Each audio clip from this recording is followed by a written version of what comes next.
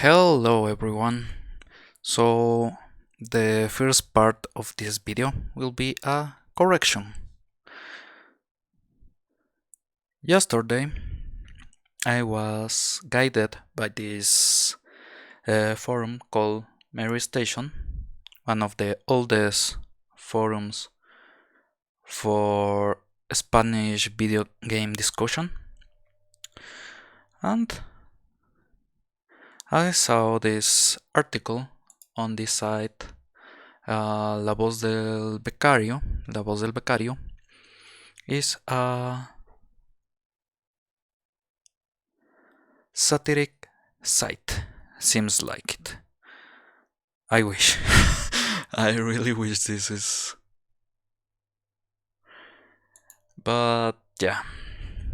So they are currently not editing the books. I give my thank you to Lady Gravemaster. She's the producer on Nerdrotic's channel. Actually, she told me that Gary was the one that got the part about being LBDB es un sitio de humor, como dice nuestro aviso legal. So yeah, they have a full-on disclosure about they being a humoristic site. To prevent falling on this, I bring shame to myself, I bring shame to my co, I bring shade to my standing stool. I don't know. I don't remember the phrasing on that Disney movie, but yeah, I did something that I shouldn't be doing. Not reading about the site where I am instead of only the content of the site. And for that, I apologize. I will be taking my correct let's see, I'll do my investigation on a more truly way. You know what I mean. I'm saying that I'll be reading about the site. Also, I tweeted the no Parler. Is in Parler a tweet or to Odin? This one, yeah. And since it's the wrap, I'll be editing the CSS to show you how to get rid of this annoyance. So first you take out the first overflow hidden, then you go to the HTML tag.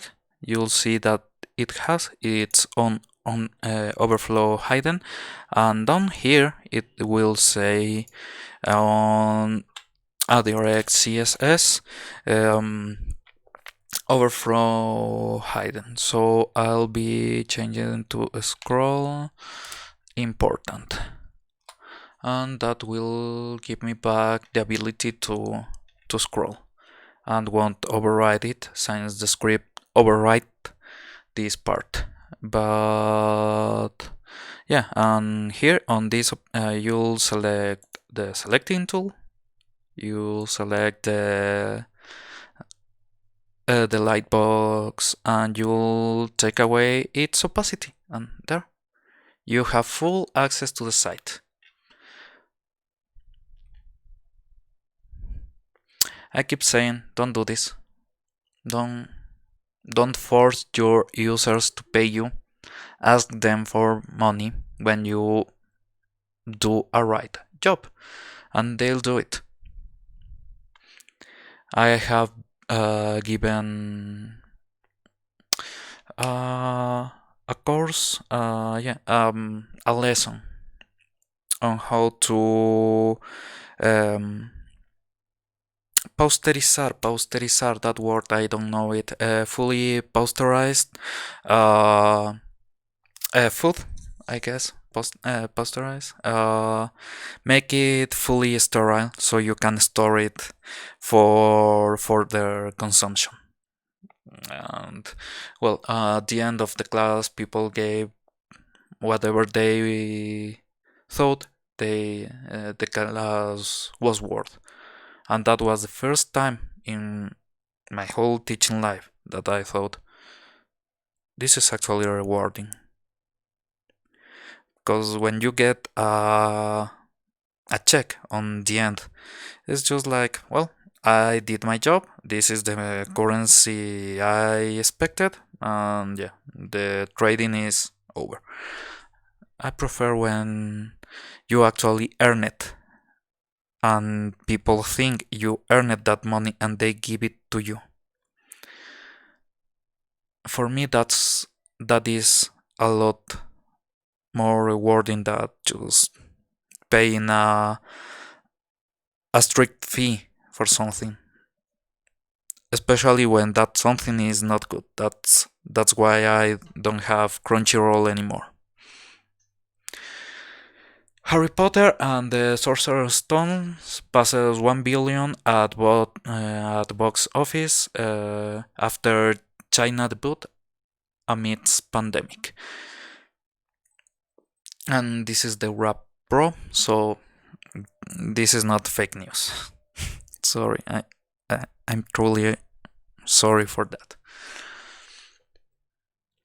And thankfully, I have 3 subscribers, so I don't think I have done too much of any kind of disinformation. Actually, that video have 27 views. Oh. People really care about the Lord of the Rings, so I'll be taking a lot more care. I have 2 of these rings. The other one is too big for me, so I keep it for if anytime I do a full Sauron cosplay. I might.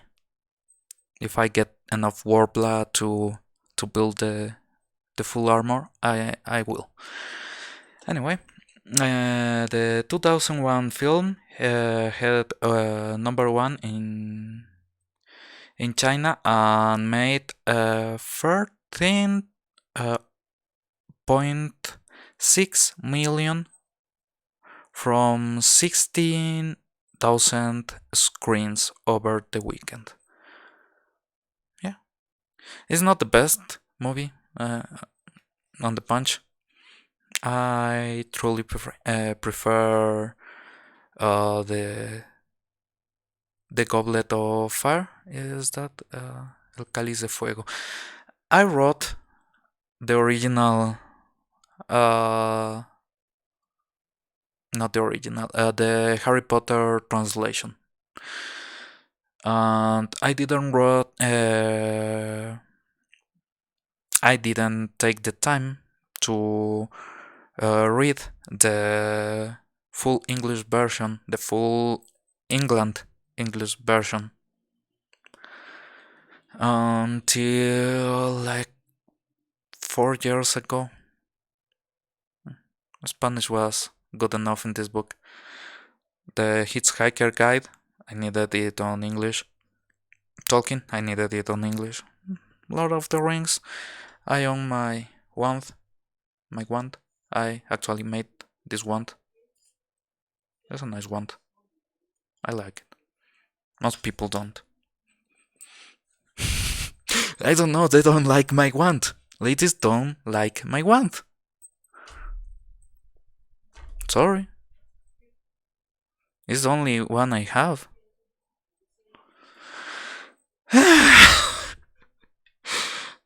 And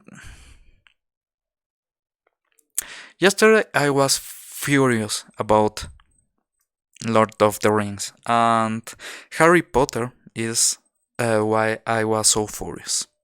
There have been several editions on on the Harry Potter books for a better translation. So we had the Half-Blood Prince translated first to El Príncipe Mestizo. That's quite right, uh, quite right translation. But then they changed it to El Príncipe Maldito, the Cursed Prince. No, not that much. No, no, you are losing the translation fully, and I had the same problem with magic cards. I guess this one could cost a penny or two. Oh, but yeah, this is Restauradora de Bestias de Mowombuli. Damn, magic cards had these damn weird names. But anyway, that's actually a mistranslation. And I have several cards. Hey, this is my big ass Bruna. Worthless now. It was always. Where's my Tamillo and my Abacin? Forget it. It's not important right now.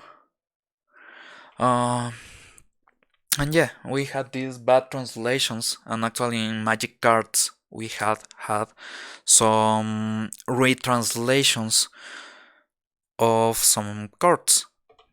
So, and yeah, and in Magic there are actually cards that are being portrayed as racist. So the joke article about the edition, yes, it's quite serious to me because it's something that really happens on my language. I had some asshole, well, we as the Spanish speaking community had an asshole fully translate El Quijote de la Mancha. That's an Spanish book, an ancient Spanish book, to be correct, to be precise. And yeah, there's a lot of things like desfacer el tuerto. That means resolving a problem, but it was a good old-fashioned idiom.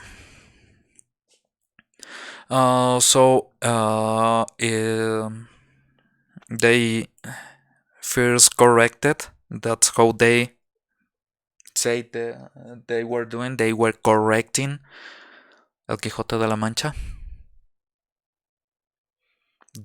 Yeah, they were editing almost 400-year book. No, it's not 400. I might be wrong there. Don't quote me on that. But yeah, and they did a full edition where there's no slavery on the beginning of the book. Don Quixote, Alfonso Quijano, gets into this weird situation where a slave is being punished. So what does he do? He's a white knight, so he runs towards the enemy, he charges and get rid of the evil doers, the wrongdoers. And the slave tells him, "Those were my masters, and they'll be back, and they will hit me harder for this. You are an evil, evil man, and you should be ashamed of yourself." That whole scene, gone, motherfucker. The whole him being naked and reciting this poem that he wrote on a letter for his beloved Dulcinea. He's nude on the midst of a mountain, doing acrobatics and doing a fool of himself while reciting this letter to show his love. And it actually tells on the letter that Dulcinea is his enemy. He actually tells her, my enemy. Actually, he also says that he will kill himself if not corresponded. So, an all-time classic, indeed. And if you have never seen El Quijote de la Mancha, it's a heavy book. A heavy book. Is bigger than the Bible. Is bigger than the three Lord of the Rings tomes in one, with the Hobbit included. Now is 150 pages in plain modern Spanish, with a lot of orthographic misadventures. And that's the official version of the book. That's the one that they give into schools. So, yeah, a possible addition to The Lord of the Rings. It was quite concerning because that kind of stuff happens every day on Spanish speaking countries, and as I have uh, gathered intel on this issue, it seems like on Germany they do the same, and for Australia they do the same. Can anyone blame anyone for thinking that they will actually try to modify the Lord of the Rings? No. They have tried and they will keep trying, and I hope it keeps being just a joke. It better keeps being a joke forever, because I don't know what will happen with this world if we start losing things like the Lord of the Rings, because we on Spanish already lost El Quijote de la Mancha, the most important book, Don Quijote de la Mancha. En un lugar de la Mancha de cuyo nombre no quiero acordarme vivía Hidalgo caballero. I love that book, and I was destroyed when they modified it. And Rollwind, we had it heavily modified.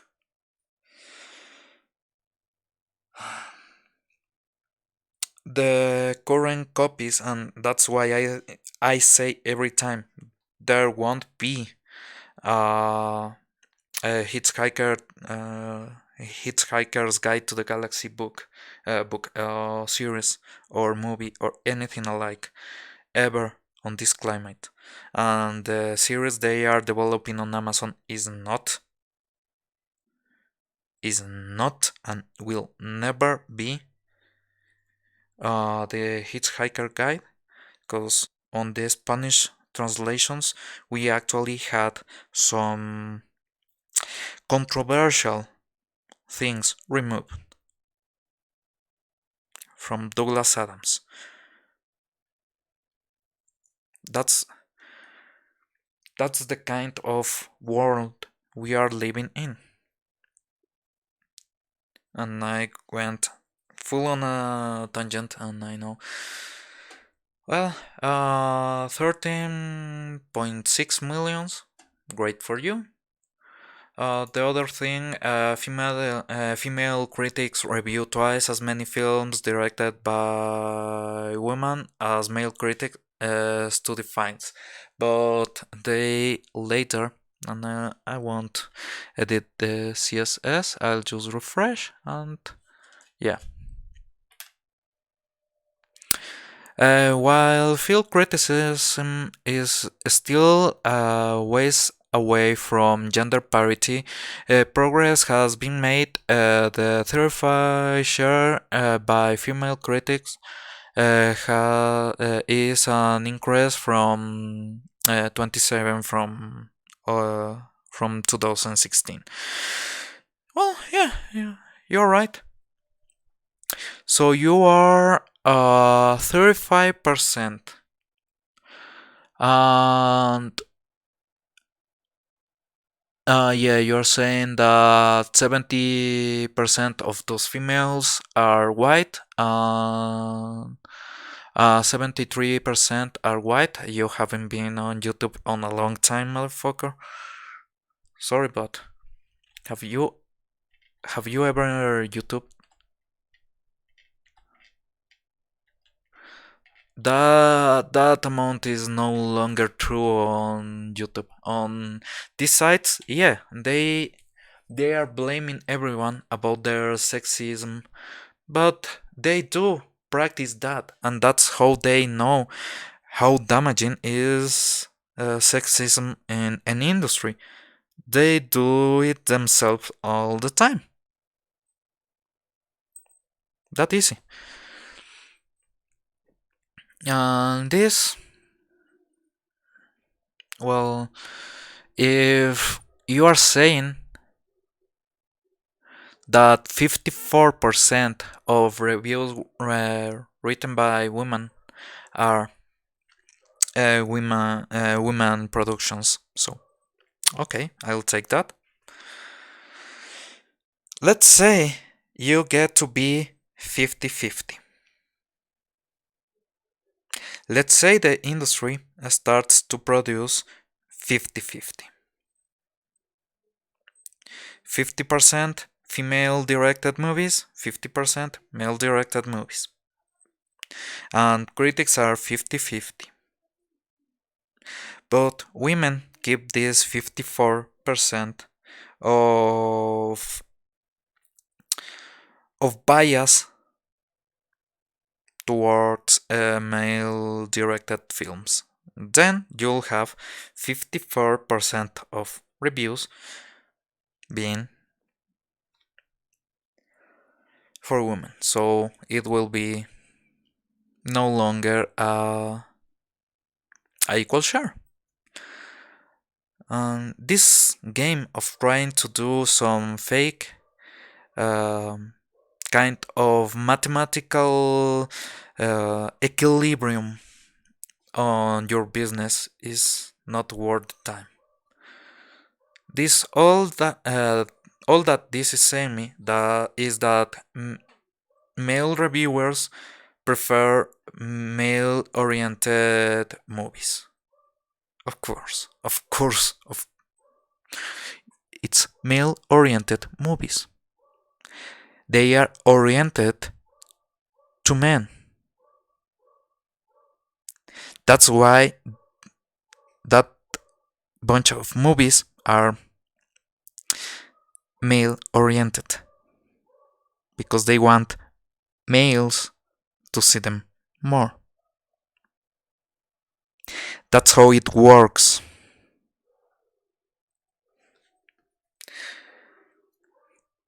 Today I saw Jeremy's video on Geeks and Gamers.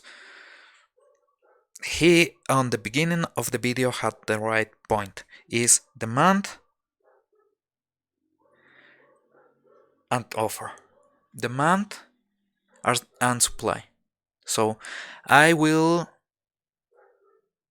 supply something and then I'll get mad because my target demographic was my target demographic. That's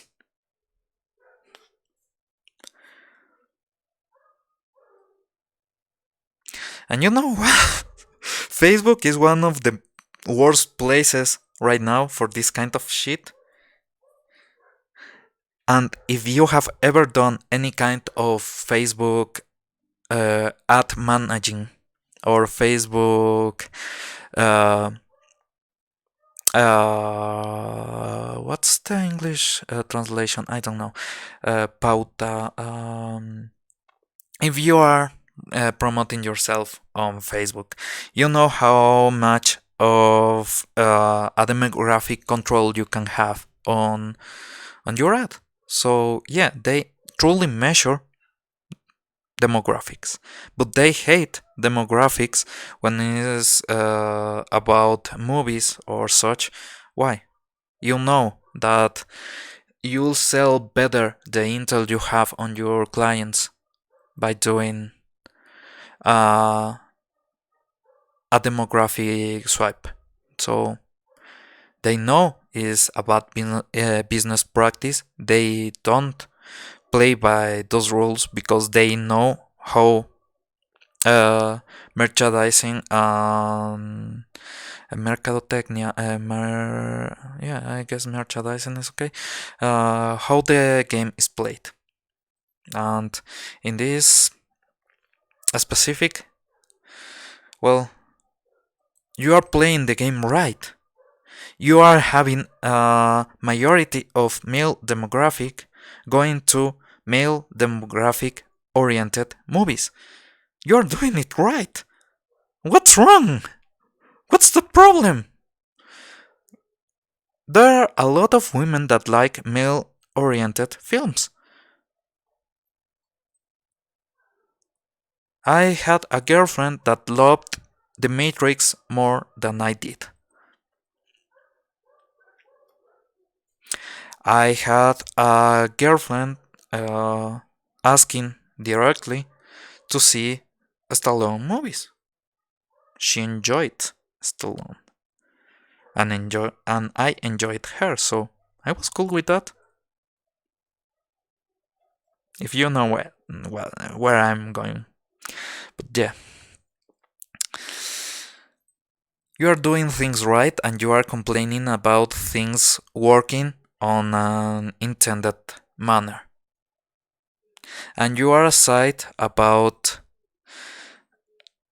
businesses on the entertainment side so shareholders can take decisions.